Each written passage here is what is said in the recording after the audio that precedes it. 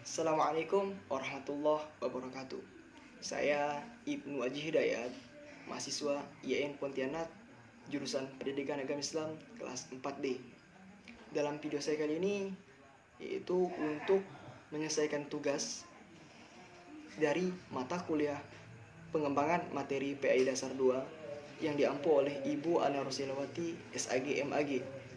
Yang dimana video ini saya bertugas untuk mengajar mata pelajaran PAI, khususnya Sejarah Kebudayaan Islam kelas 7 SMP semester 1, yang materinya tentang sejarah kelahiran Nabi Muhammad SAW.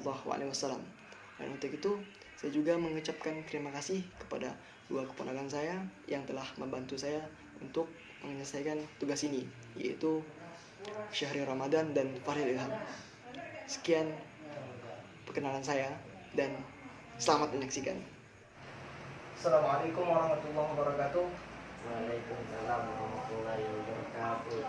Sebelum kita mulai belajar hari ini, baiknya untuk berdoa biar kita dapat penuh berkah.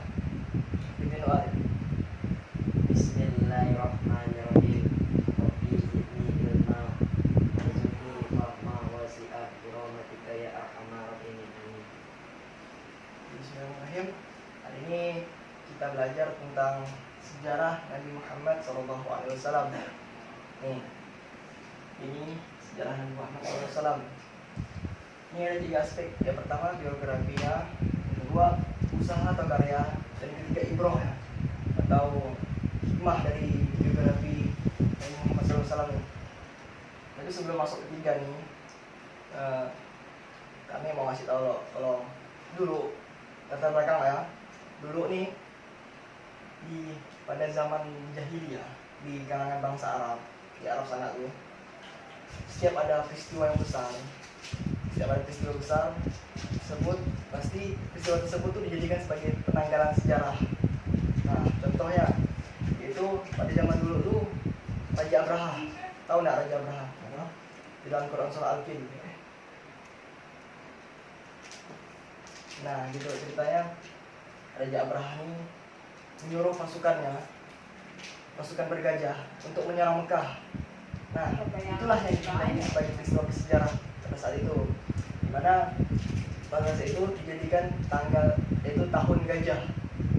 Nah, dan pada saat itu pula di tahun gajah pertama lahir seorang yang mulia, yang kelak nanti akan menjadi nabi terakhir, menjadi pemimpin umat Islam. Itu siapa? Nabi. Nah, itu dia. Yang uniknya pada saat Nabi Muhammad SAW ini lahir, yang dimana di Persia ada api yang dimana 1000 tahun tidak pernah padam-padam, dimana api tersebut sebagai tempat sesembahan orang-orang Majusi. Nah, kemudian lahirlah Nabi Muhammad SAW, api tersebut padam. Itu tanda-tandanya kenabiannya. Nah, itu latar belakangnya. Kemudian masuk biografinya. Nabi Muhammad ini anak dari Abdullah. Mamanya siapa namanya? Siti Aminah. Nah, kakeknya namanya Abdul Muthalib. Nah, beliau lahir pas tepat di kalangan Mekah, di lingkungan Mekah, tepat situ dia, di lingkungan Ka'bah. Nah, pada saat lahir banyak versi mengatakan bahwa kalau Nabi Muhammad ini lahir pada tanggal 12 Rabiul Awal, pada saat pas tahun pertama gajah gitu, tahun gajah. Kemudian lahirnya pas saat lahir itu Siti Aminah melahirkan Nabi Muhammad dalam kondisi yatim karena bapaknya Abdullah ini telah meninggal pada saat Nabi Muhammad masih dalam kandungan ibunya. Pada saat beliau lahir kemudian Siti Aminah nih, ibunya nih menyuruh kayak orang lah untuk memanggil kakeknya kalau cucunya itu udah lahir. Kemudian datanglah kakeknya dengan sukacita, dengan gembira kakeknya mengetahui kalau cucunya lahir. Nah, kemudian kakeknya menggendong Muhammad, dibawa ke dalam Ka'bah dan berdoa. Terus kakek itu cucunya yang tercinta. Kemudian kakeknya nih Abdul Muthalib memberi namanya yaitu nama Muhammad.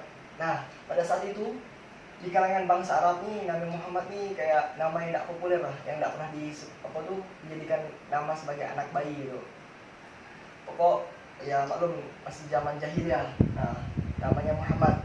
Apa kata kakek itu yang artinya tuh terpuji. Ini biografinya. Pada saat lahir, kemudian menjadi balita, Muhammad ini kakeknya mencari ibu susuannya. Akhirnya lama susah-susah mencari siapa yang mau jadi ibu susuannya, karena di kalangan bangsa Arab nih tradisi mereka ini harus mencari ibu susuan. Kemudian dapatlah seorang Halimah bin Sa'dah yang menjadi ibu susuan Nabi Muhammad. Itu yang pertama. Kemudian disusunya hingga menjadi besar. Nah,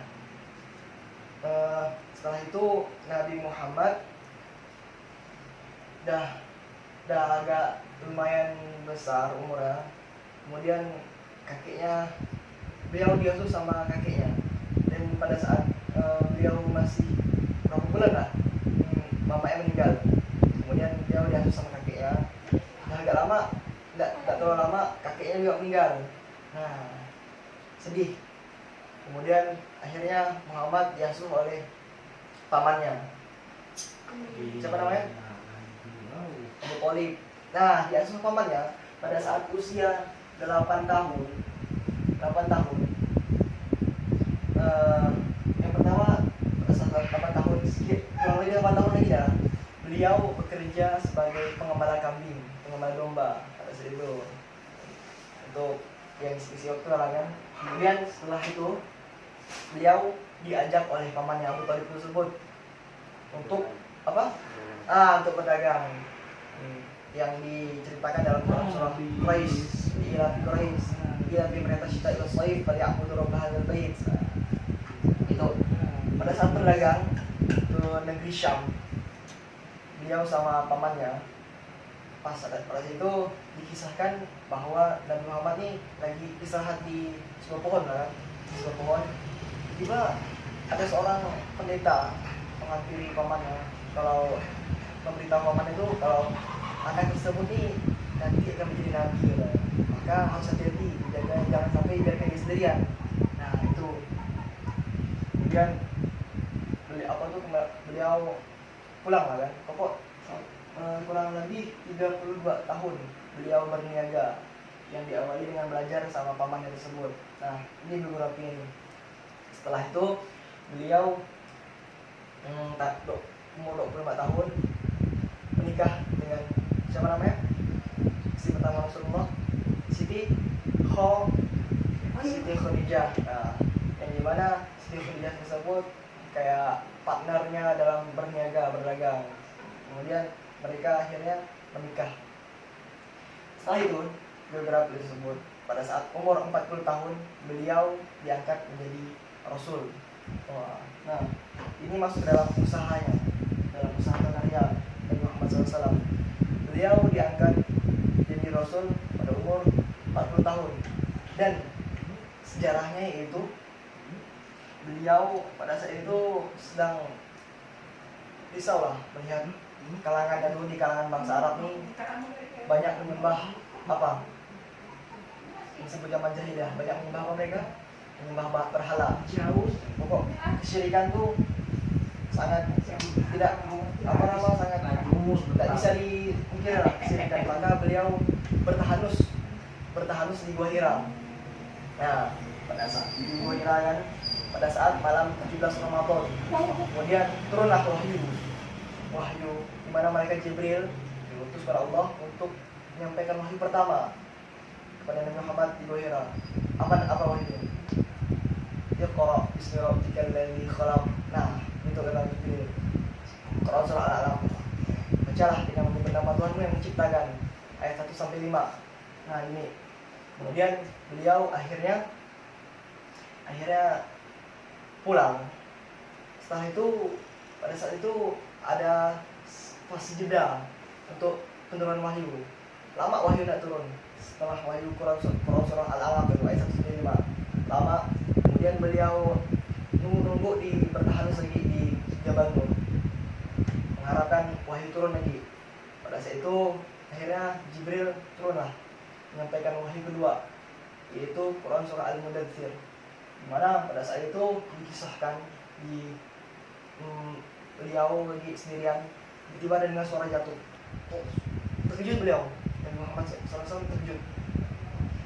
Kemudian rupanya masih itu turunnya wahyu. Nah, pada saat turun wahyu, kemudian beliau sendirian tuh bergegar, menggigil, gemetar. Kemudian akhirnya beliau pulang ke rumahnya.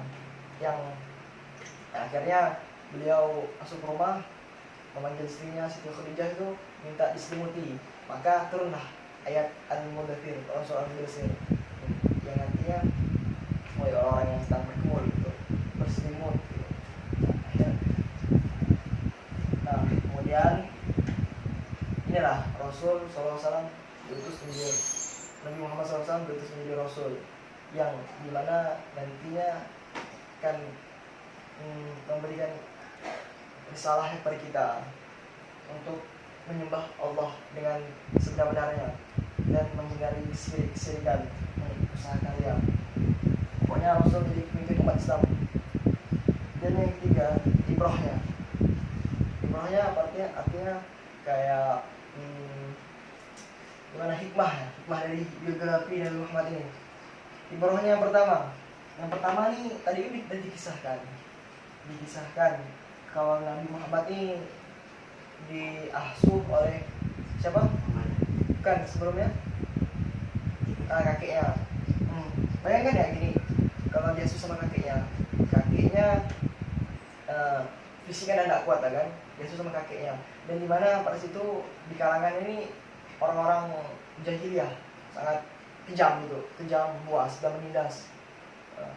Di situ digambarkan kalau nanti Nabi Muhammad ini kedepannya akan menjadi pemimpin yang dimana di antara musuh-musuh ini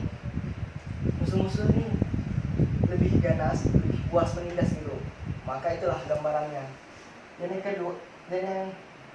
kedua Ibrahim itu beliau pada saat diasuh sama pamannya itu beliau berniaga.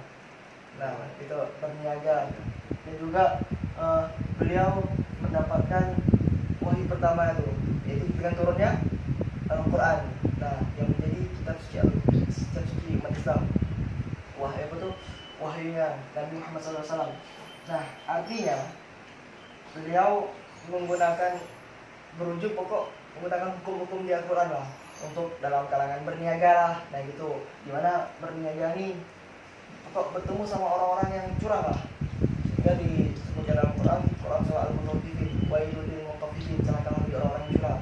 Nah, itu karena orang-orang Arab nih, bangsa Arab nih terkenal akan berniaga, yang pandai berdagang mereka. Nah itu. Dan yang ketiga dan yang terakhir, Ibrahim ketiga nih, yaitu Rasulullah nih pada saat turunnya wahyu, pada saat bulan Ramadan. Nah, bulan sekarang nih, bulan Ramadan nih, beliau setiap malam nih belajar sama malaikat Jibril. Tadarus sama malaikat Jibril. Kok Nabi Muhammad bacakan, Jibril yang memprediksi-nya. Artinya apa? Artinya kita sebagai umat muslim ini dituntut untuk belajar seumur hidup, pokok menggunakan ilmu sampai akhir hayat kita. Karena Rasulullah SAW bersabda nih dalam hadis, Rasulullah SAW bersabda, "Thalabul ilmi fardhatun 'ala kulli muslim." Menuntut ilmu ini wajib bagi setiap muslim. Jadi kita ini semua umat muslim ini wajib untuk belajar ilmu, khususnya dalam ilmu agama, sehingga kita tidak buta dalam ilmu. Dan yang kedua, Rasulullah SAW sabda juga dalam hadisnya, "Man salaka thariqan yaltamisu fi ilman, sahalallahu bihi thariqan ila jannah." Yang artinya nih, barang siapa yang menempuh suatu jalan untuk mencari ilmu padanya, maka Allah akan mudahkan baginya dalam menuju surga. Nah, jadi pokoknya barang siapa yang dah menempuh suatu jalan nih dalam untuk menuntut ilmu, maka Allah akan mudahkan kita untuk menuju surga. Itu hadis Nabi. Nah, itu Ibrahim. Itulah penjelasan dari biografi, usaha, sama ibroh dari biografi Nabi Muhammad SAW.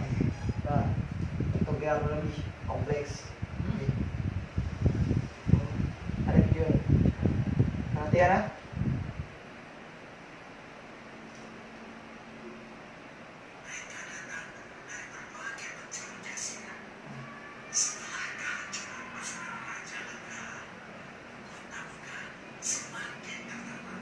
Nah, ini apa tuh?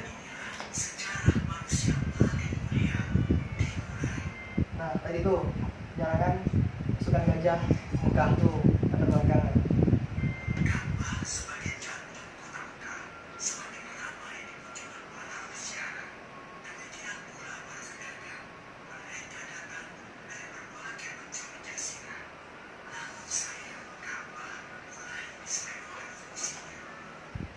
Tuh kan di tengah kalangan kan Mekah Arab pada zaman dulu, zaman jahilah. Kok ada Ka'bah tapi diselewengkan fungsinya. Mereka banyak menyembah berhala-berhala dan juga nih pedagangan yang curang.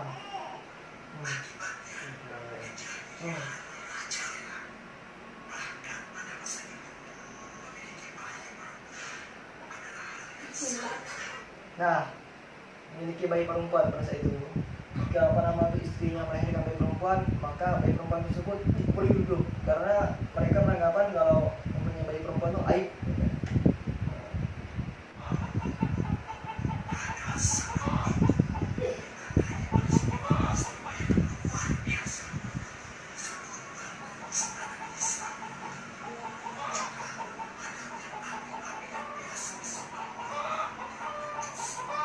Nah, tadi kan saat lahirnya detik lahirnya Nabi Muhammad SAW banyak peristiwa besar. Contohnya nih ya, api yang beribu-ribu tahun hidup akhirnya mati.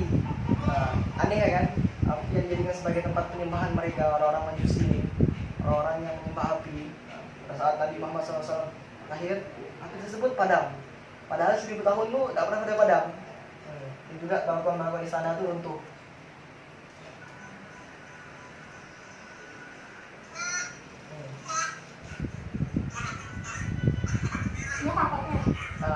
Abdul.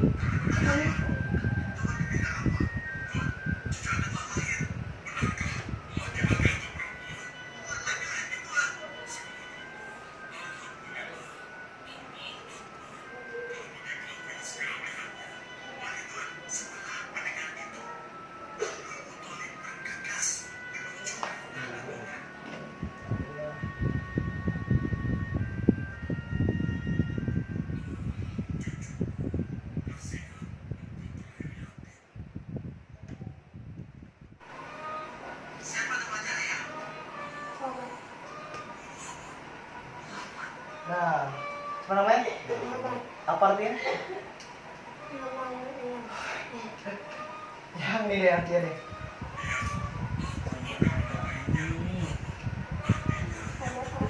Nah, yang terpuji.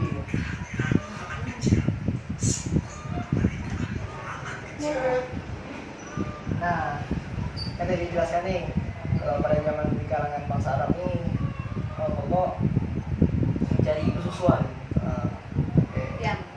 Untuk menyusuinya. Nah nih, perhatikan.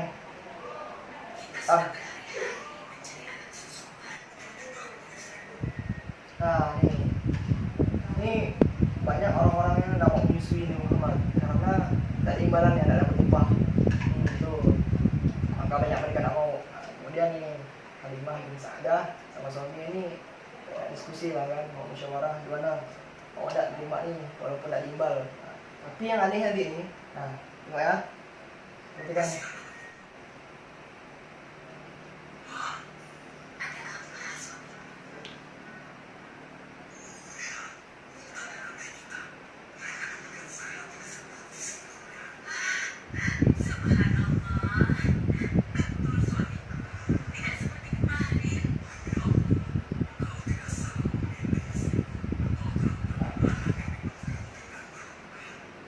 Nah, pada saat Halimah bin Sa'dah nih menyusui Muhammad ini, entah apa rezekinya lancar. Contoh nih, unta-unta nih segar bugar. Kok mereka nih dapat berkah lah pada saat menyusui Muhammad ini.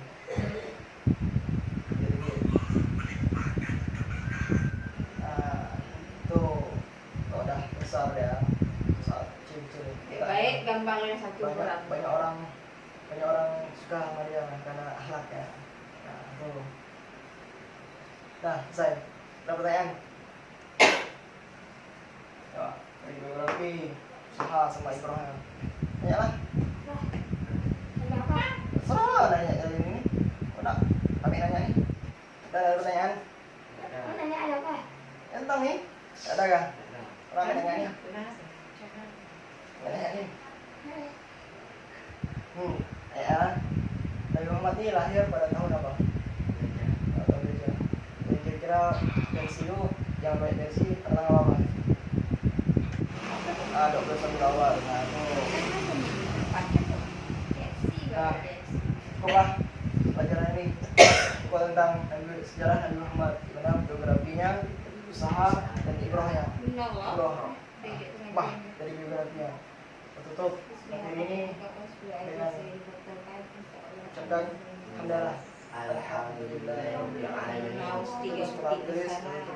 Subhanallah wa bihamdihi, asyhadu an la ilaha illa anta, astaghfiruka wa atubu ilaik.